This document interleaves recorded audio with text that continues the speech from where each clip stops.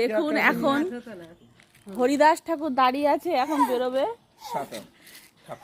এই তো লজ্জা করে না?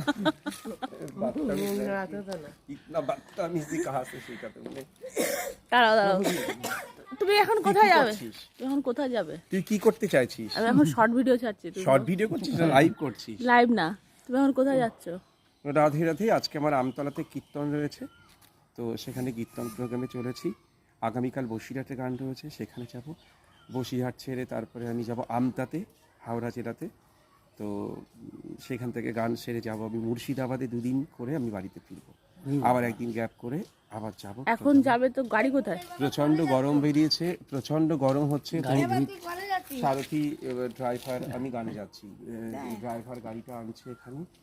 তো চিন্তা নেই, প্রচুর গরম পড়েছে। কমেন্টে জানাবেন আপনারা কাকার ড্রেস আপটা কেমন লাগছে এই গরমে।